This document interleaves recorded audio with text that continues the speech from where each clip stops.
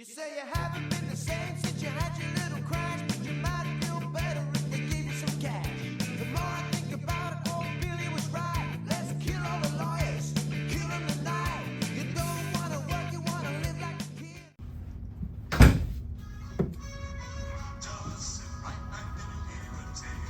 Well, you're looking rather skipper today. Thank you very much. That's skipper, not chipper. Skipper, you're my first mate today. Well, I would like to be Gilligan, but I'd rather be the millionaire. So Oh, I think yeah, that millionaire. and his wife.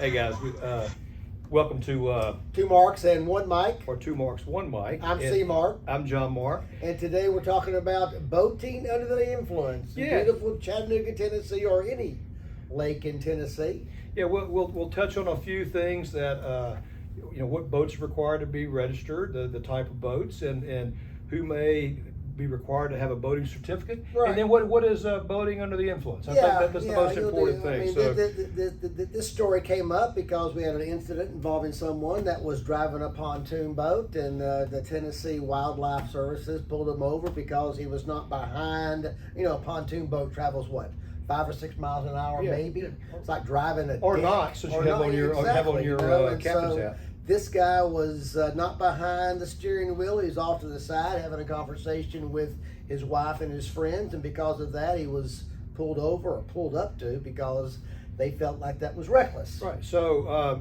whether you agree with that or not, and it's I hard to don't. believe on a pontoon boat I mean, that's reckless. traveling at such a Really? slow speed, with you have one hand on the wheel, standing to the side. That's reckless. It's hard for me to believe, but nonetheless, the officials in their capacity believed that it was reasonable or probable cause to stop somebody for That was reckless it. boating. Probable cause. You know, they had probable cause because they saw that, on the lake. Now- And the now- lake can be a very dangerous place because you're on the water. Alcohol is usually consumed when you're boating too. Sometimes not. Sometimes more likely than not you are. That's why I'm on the lake in the first place. Now keep in mind, a pontoon boat is one of the type of vessels that's required to be registered. Really? Yeah. Anything that's really powered by motor, anything other than is powered by a human. So kayaks and those right. kind of things don't Right. need to be registered. But Yeah. if you've got a boat that's powered by a motor, it's going to have to Right, be registered. right.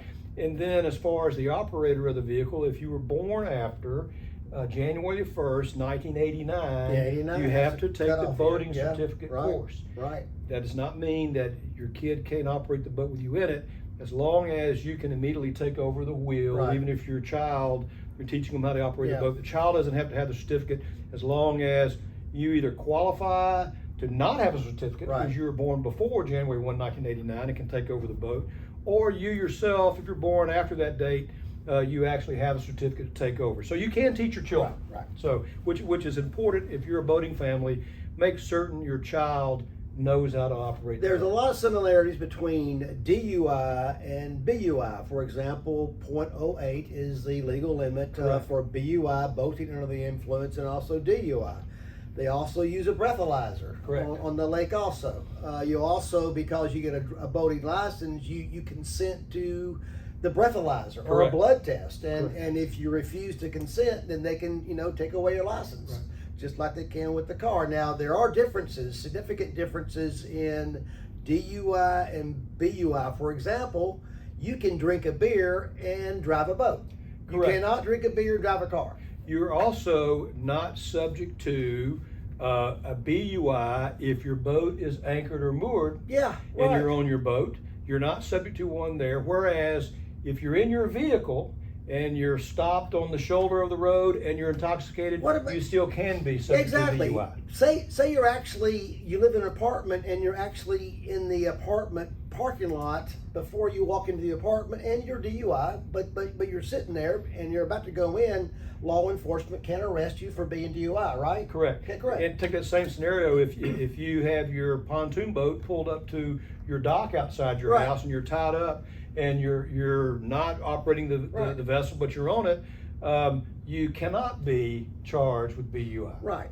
And why is that, you think? I mean, why do you think these are exceptions carved out for boats and not vehicles on the road? I think one of the main reasons is that what we know, people who have boats, some of these boats are sleep aboard boats. Right. People can can stop overnight. You know, And they that's- cannot be operating That the goes vehicle. back to the anchoring, in the area, Correct. having a little party with all the boats around. As long as you're not operating the boat, over the legal limit 0.08, you can drink all you want to, as long Correct. as you keep it under the 0.08. Whereas in your car, No, you can't do you that. can't. You can't do that. So- And also on the boat too. It's nice to be on the boat. You're able to drive and drink at the same time. But obviously in a car you can't do that. And, Correct.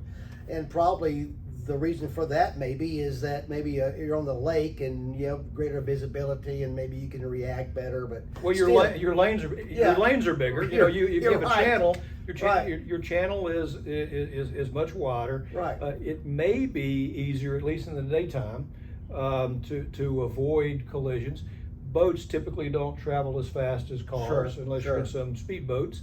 But if you're cruising at 5 to 7 knots Right. versus 50 to 70 miles per hour, there's a huge difference. Point being that you should not be drinking on the road blowing up 0.08, and you should not be drinking on the lake blowing up 0.08. It's not safe for you or anybody else around you. So please That's- watch yourself. Don't drink and drive. And- Don't boat and drive. Exactly. At this time of year, obviously there's more boating traffic on the lake than in the cold months, and people are going to be drinking beer. They're going to be skiing. They're going Right. to be doing those sort of things. You just need to be careful and just realize that you're subject to the same blood alcohol Right. level as a presumption of whether you're intoxicated or not, and keep it under the limit, guys. Keep Right. it under the limit. And on the lake also, with the sun and the movement of the ocean of the lake, it might affect you more. Alcohol might have a greater effect upon you than if you were just on dry land. That's correct. I mean, in the heat of the day, you can become dehydrated much easier. You're out in the sun. Alcohol is a diuretic anyway. That's going to help not dry you out in the drunk Yeah, sense, right. but dehydrate Right, you. exactly, And so exactly. you need to stay hydrated. That will also help keep the blood alcohol level down, because obviously you're going to be subject in the heat to the alcohol having a bigger impact on your blood alcohol content than if you're at home in the air conditioning. This has been C. Mark, the skipper, with my first mate. Or millionaire. Millionaire. I'd like to be that. Right. Or maybe I could be the professor. This How about is- the professor? Yes. Now, of all the characters on Gilligan's Island, you're most like the professor, and I'm more like Gilligan. This has been 2 Marks, and One mic, or 2 marks, one mic. we'll see you next time. Thank you, guys. Get